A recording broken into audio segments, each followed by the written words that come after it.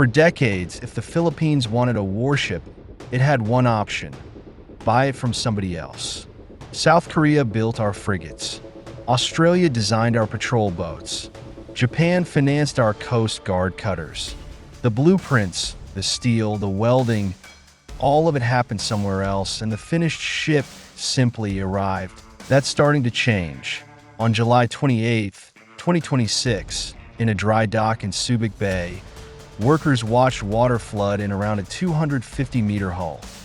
The first ship ever completed on Philippine soil by one of the biggest shipbuilders on Earth. It wasn't a warship, but it might be the reason one gets built here next. This is the story of how the Philippines is quietly assembling the pieces of a domestic naval shipbuilding industry.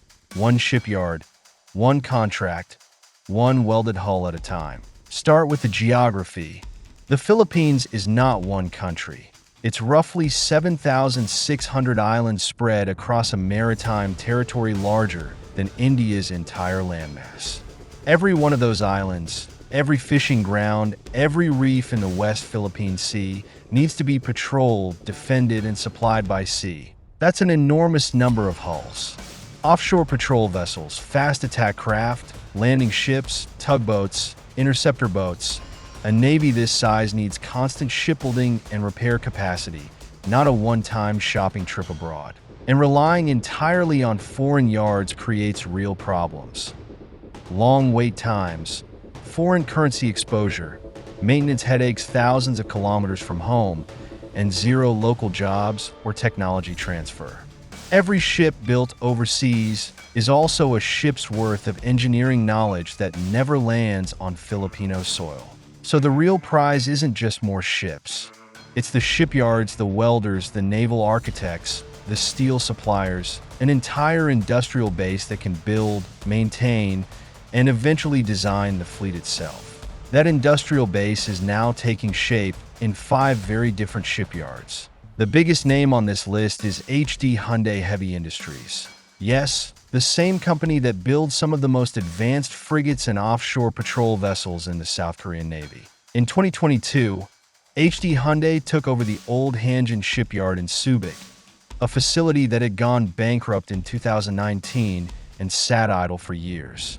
Backed by a 10-year lease and serious investment, the company restarted full-scale shipbuilding at what's now called the Austal Subic shipyard. On July 28, 2026, that bet paid off with the launch of the Orion Jade, a 250-meter, 115,000 deadweight-ton petrochemical tanker, the first of a 4-ship commercial order. It's worth being clear about what this ship actually is. It's a commercial oil tanker, not a warship.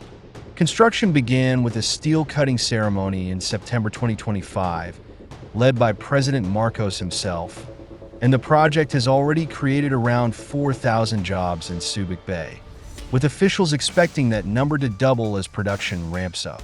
So why does a tanker matter to a story about warships? Because of what Hyundai's parent company already builds back in Korea. The Chungnan class and Daegu class frigates, the Incheon class, advanced OPVs, some of the most capable surface combatants in the Indo-Pacific. The Subic yard is now positioned as Hyundai's primary manufacturing base in Southeast Asia. The tooling, the trained workforce, the dry dock capacity for a 250-meter hull, all of that is naval shipbuilding grade infrastructure. Right now, it's building tankers. The capability to build frigates is sitting right next to it, one contract away. While Hyundai is the new arrival, Austal Philippines in Balamban, Cebu is the veteran, and it's the one shipyard on this list that already builds warships for a foreign navy. Austal is Australian, and its parent company builds the Independence-class littoral combat ship and Spearhead-class expeditionary fast transports for the United States Navy. The Cebu facility, running since 1997 and majority-owned by Austal since 2011, has delivered vessels to operators in 9 countries and holds a license to build naval vessels. That naval pedigree is exactly why Austal has spent years pitching a locally built offshore patrol vessel to the Philippine Navy. an enlarged version of the Cape-class patrol boat used by the Royal Australian Navy, roughly 80 meters long with a helicopter deck and a 76mm main gun in some proposed configurations. The shipyard even partnered with Aboitiz Construction to secure a local steel fabrication supply chain for the hulls. The OPV order for the Philippine Navy has shifted around over the years. Procurement politics move slower than shipyards do, but the underlying fact hasn't changed. Cebu already has a shipyard capable of assembling U.S. Navy-grade vessels, staffed by Filipino engineers and welders, sitting ready for the next naval contract. Below the two shipbuilding giants is a tier of smaller, scrappier Filipino companies already delivering hulls to government fleets today. Josefa Slipways, based in Navotas with a second yard in Sewell, Pangasinan, is a homegrown success story. Founded in 2005, it became the first Filipino shipbuilder to construct hulls in high-tensile steel to international classification standards. It's built the Datu Cabello class and Datu Bago class patrol vessels for the Bureau of Fisheries and Aquatic Resources, working from designs by Australian naval architects Incat Crowther. Vessels that patrol Philippine waters against illegal fishing and now operate jointly with the Philippine Coast Guard, including intense encounters near Scarborough Shoal. Josefa has also built support and utility vessels for the Philippine Navy, and its work with international ship designers is exactly the kind of foreign design plus local build partnership this whole industry is being built on. Then there's Propmech Corporation, based in Subic, and this one might be the most quietly important shipbuilder in the entire country. Propmech is the sole domestic producer of active combat vessels for the Philippine Navy. Its flagship product, the Multi-Purpose Attack Craft, or MPAC, dates back to the mid-2000s, when the Navy needed fast, affordable boats to counter separatist threats in Mindanao, and foreign bidders couldn't meet the budget. Propmech stepped in and delivered. Since then, it's built and supplied 12 packs across 4 design generations. The newest variant armed with spiky arm missiles and remote weapon stations, making it the first Philippine Navy vessel ever fitted with missile armament. From a company that started in small boat repair to a builder of missile-armed attack craft. That's the trajectory this whole industry is trying to replicate at a larger scale. Beneath the frigates and patrol vessels sits a whole ecosystem of smaller Filipino boat builders producing fast interceptor and response craft for the Navy, the Police Maritime Group, the Bureau of Customs, and the Coast Guard. The workhorses that chase smugglers, run boarding operations, and respond to search and rescue calls every single day.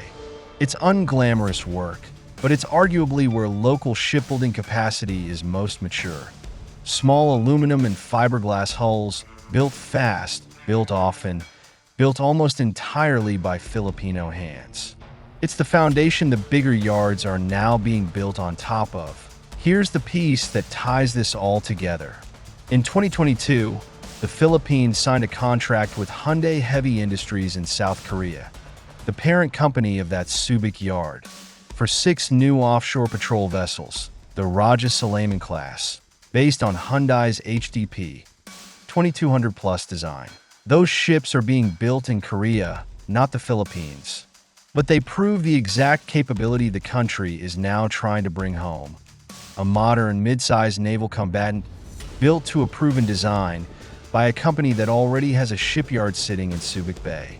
The gap between Korea builds our OPVs and Subic builds our OPVs isn't a technology gap anymore. It's a contract and a production schedule away. None of these 5 shipyards can build a guided missile frigate from scratch today. That's the honest state of things. But look at what's already true. A Korean heavy industry giant with frigate-building DNA now has a 250-meter dry dock running in Subic. An Australian warship builder has a naval-licensed yard in Cebu with a U.S. Navy pedigree. A homegrown Filipino company is building missile-armed attack craft with no foreign parent at all. And underneath all of it, a whole layer of small boat builders is quietly producing the fleet's daily workhorses. Individually, these are just shipyards, contracts, and steel hulls. Together, they're the foundation of something the Philippines hasn't had in generations, the beginning of a real, domestic naval shipbuilding industry. The next ship launched from Subic might still be a tanker, but the yard, the workforce, and the partnerships that make a warship possible are already here.